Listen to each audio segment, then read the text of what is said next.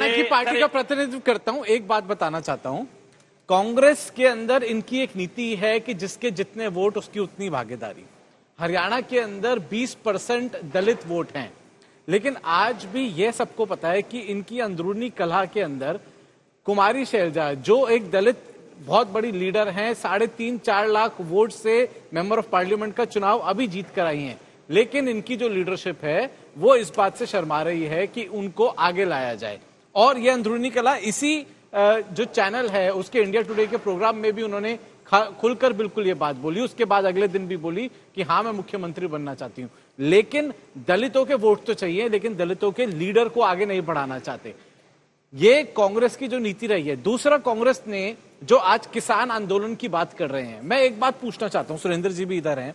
जब किसान आंदोलन हुआ, हरियाणा से जो सांसद थे, इनके नेता दीपेंद्र हुड्डा जी राज्यसभा में थे, पार्लियामेंट के अंदर एक भी बार बता दें कि उन्होंने ये आवाज उठाई हो कि भाई किसान आंदोलन हरियाणा में हो रहा है, गलत हो रहा है। प्रधानमंत्री जी से, कृषि मंत्री जी से एक बार भी समय मांगा हो कि भाई हमारे किसान भाइयों के लिए मैं ये बात रखना चाहता हूं कि ये किसान जो कृषि कानून है आप वापस दीजिए। ना सदन में है, ना प्रधानमंत्री जी के पास है, लेकिन पॉलिटिकल फायदा माइलेज पूरी चाहिए। पहलवानों के मुद्दे के अंदर इनकी पार्टी ने क्या कभी कोर्ट के अंदर रिप्रेजेंट पहलवानों को किया? क्या किसी सेंट्रल कैबिनेट मिनिस्टर से जाके मिले कि ब्रजभूषण शरण सिंह गलत कर रहा है?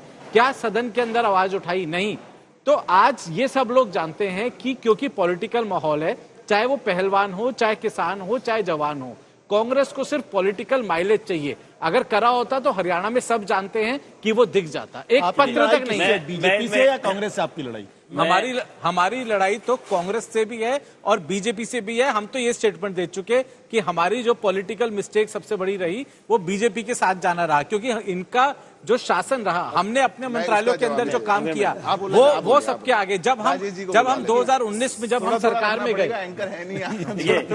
ठीक है राजेश जी, उसके बाद सवाल मुझसे किए थे, आपने अभी 5 साल इनके साथ बड़ी पार्टी, 2 छोटी पार्टियों का सवाल ले ले। अभी आप लोग बड़े हैं, हरियाणा में छोटी पार्टियों की ज्यादा संभावनाएं होती है। अभी आपने वो मजे ले लिए हैं, इसलिए अब 5 साल बाद इस बात को कह रही है कि हमसे गलती हो गई, अभी आप पूरे मजे लेके बैठे हैं। दूसरी बात, जैसे आपकी आंकड़ों की बात आई, आपने कहा जी किसानों के मुद्दों पे, मुझे लगता है क्योंकि इस पैनल में मैं तो अपने आप को कह ही सकता हूं, मैं हरियाणा से बिलोंग करता हूं पीछे से। अगर आप जनता से वहां बात करें, अगर आप किसानों को देखो वहां सरकारी नौकरी जरूरी नहीं है कोई मर्जी से, सिर्फ जरूरत की वजह से करता हूं।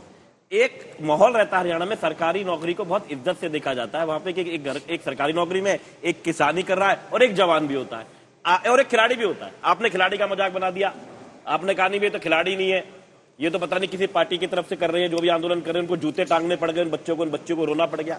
आपने जवान का मजाक उड़ाया, आपने उसको अग्निवीर के अंदर फंसा दिया कि 4 साल करो, घर बैठ जा, जवानी पे अंदर आके बैठ जा, कोई काम तो तेरे पास नहीं छोड़ा तुमने। आपने सरकारी नौकरी का मजाक उड़ा दिया, आपने 2 लाख नौकरियां कहीं 2 करोड़ नौकरी कहते हो, आपको खुद ही अपने आंकड़े नहीं पता, कुछ आप देते नहीं हो। और जो प्राइवेट नौकरियों की आप बात कर रहे हो, आधे तो बेचारे गुड़गांव जैसे जगह पे काम कर रहे हैं, उसको पूरे हरियाणा से गिनो ही मत, उसके यहाँ पे लाके आधे से ज्यादा काम कर। एक मिनट, आपने जैसे मैंने कहा कि इन चारों चीजों का मजाक उड़ाया और आंकड़े मेरे से ले लो, जिसके अंदर हमारे लिए, क्योंकि हम शिक्षा और चिकित्सा पे सबसे ज्यादा बात करते हैं, आपने 1032 स्कूल बंद कर दिए, वहां पर उनकी मान्यताएं रद्द कर दी। उसके बाद में प्राइवेट स्कूलों की मान्यताएं रद्द करते हो, सरकारी को मर्ज के नाम पे बंद करते हो। आज 60,000 बच्चे तो ये सोच रहे हैं कि किस स्कूल में जाएंगे, कौन सी शिक्षा उनकी मानी जाएगी। कोई एक लास्ट बात और करता हूँ, एक हॉस्पिटल आप मुझे बता सकते हो सर, बहादुरगढ़ के लोग कहां पे हॉस्पिटल में जाते हैं? दिल्ली में आते हैं। सोनीपत के लोग कहां पे आते हैं? नरीला बवाना के अंदर आते हैं। आज हरियाणा के अंदर कितने ऐसे हॉस्पिटल है जहां पे लोग जाके इलाज करा रहे हैं, या तो चंडीगढ़ जाना पड़ता है उसको, या वो दिल्ली के अंदर आते हैं। तो ऐसी व्यवस्था में कौन जाना चाहेगा? आप इसका जवाब जरूर दीजिएगा। आप लोगों ने कितने हॉस्पिटल आपने बनाए, ये जवाब मैं एक चीज जोड़ देना चाहता हूं इसमें। देखिए, महत्वपूर्ण सवाल क्या है, अगर हरियाणा के अंदर सब कुछ ठीक था बीजेपी का, तो आखिरी समय में आपको मुख्यमंत्री 10 साल बाद मुख्यमंत्री क्यों बदला? और आज की तारीख में अगर आप हरियाणा में अगर आप जाएंगे तो आपको खट्टर साहब के पोस्टर नहीं दिखाई पड़ते। वो क्यों गायब? और अभी 2 दिन पहले सोनीपत के अंदर रैली हुई है, 12,000 कुर्सियां लगी थी और 10,000 ही लोग वहां पे थे। तो भारतीय जनता पार्टी के लिए एक संकट इस वक्त हरियाणा के अंदर है। और जो जाट बनाम रेस्ट की जो पॉलिटिक्स करने की कोशिश की थी, मुझे लगता है वहां कहीं ना कहीं उनको वहां दिक्कत पैदा हो रही है। और किसी भी, मैं भारतीय जनता पार्टी की बात नहीं करता, कोई भी सरकार हो जो 10 साल सरकार में रहती है उसके खिलाफ एंटी इनकम्बेंसी हो जाती है और उसको सवालों के जवाब देने पड़ते हैं। तो पार्टियां क्या करती हैं, अपने मुख्यमंत्री के चेहरे को बदलने की कोशिश करती हैं। लेकिन इस बार जब बदल के आप नायब सिंह सैनी को भी लेकर आए हैं, तो कोई बहुत ज्यादा इफेक्टिव हुआ ऐसा दिखाई नहीं पड़ रहा। और दूसरी बात क्या है, उनके बारे में इमेज ये बन गई कि वो तो खट्टर साहब के प्रोटीजी हैं, उनके वो पीछे से वो चला रहे। तो मुझे लगता है दिक्कतें उनको आ रही हैं और प्रॉब्लम है। क्योंकि आपके ऊपर जवाब शैलजा जी पे आपने शैलजा जी के बारे में कह दिया, उसके बारे में जवाब भाई साहब दे देंगे। अनिल विज जी ने अभी खुद कहा मैं भी मुख्यमंत्री बनना चाहता हूँ। उसका आप कांग्रेस के साथ है।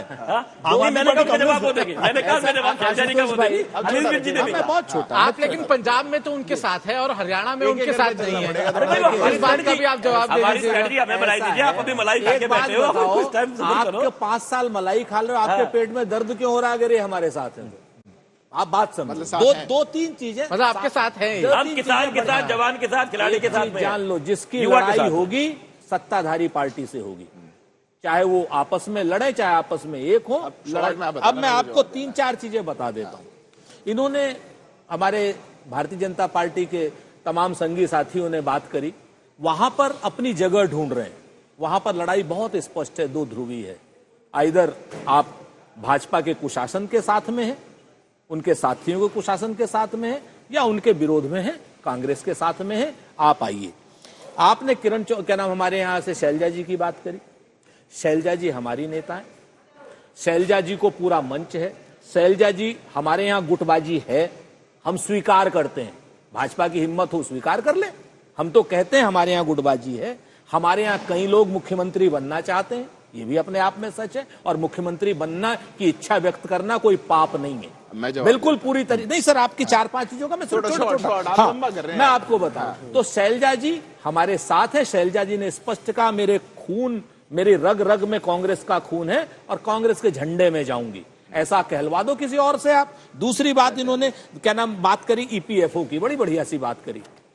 हुआ क्या आशुतोष भाई, आप भी जानते हैं, संजय जी भी जानते हैं, 2014 के बाद, नहीं लंबी गाड़ी हर एक आदमी को अपनी अपनी लगती नहीं है। असल में मसला क्या होता है, अपनी मालगाड़ी लंबी नहीं लगती, दूसरे की पैसेंजर गाड़ी भी लंबी लगने लगती है। तो आपकी जो है ये ईपीएफओ के आंकड़े इन्होंने दे दिए। 2014 के बाद इन्होंने क्या किया आशुतोष भाई, आप भी जानते होंगे सभी लोग। इन्होंने कहा जितने 1 लाख कॉन्ट्रैक्टर हैं, जितने भी, सबके बंदे जो है ईपीएफओ में दर्ज होने चाहिए।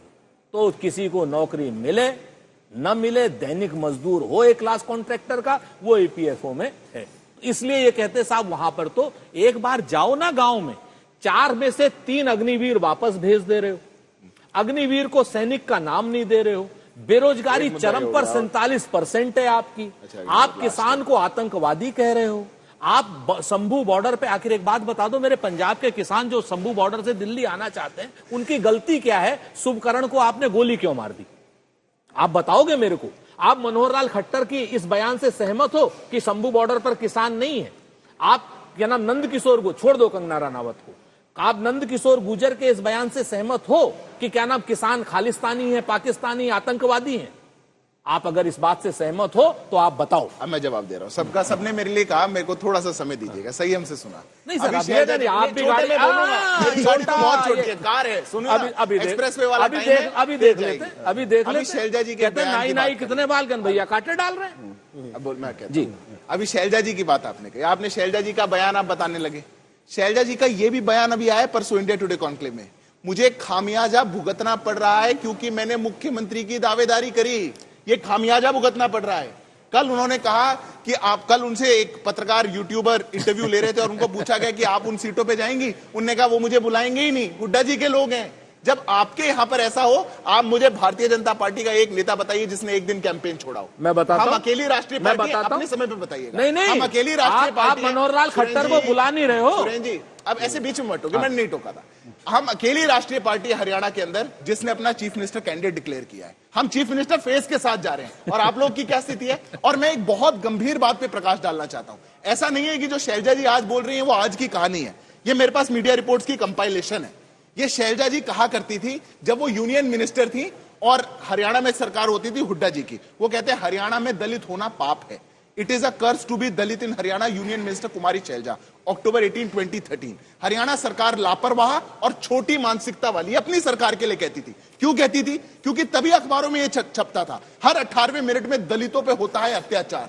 33% दलितों के गांव में स्वास्थ्य कर्मी नहीं जा पाते हैं। 42% दलितों को स्कूलों में सरकार अलग पंक्ति बना के बैठाया करती थी। जिस सरकार ने 10 साल के अंदर सुनियोजित तरीके से पिछड़ों पर, दलितों पर, शोषितों पर, वंचितों पर अत्याचार करने का काम किया हो, वो आज भी अपने नेताओं पे अत्याचार कर रहे हैं। ये इनकी सच्चाई है। पर प्रॉब्लम कहां आती है?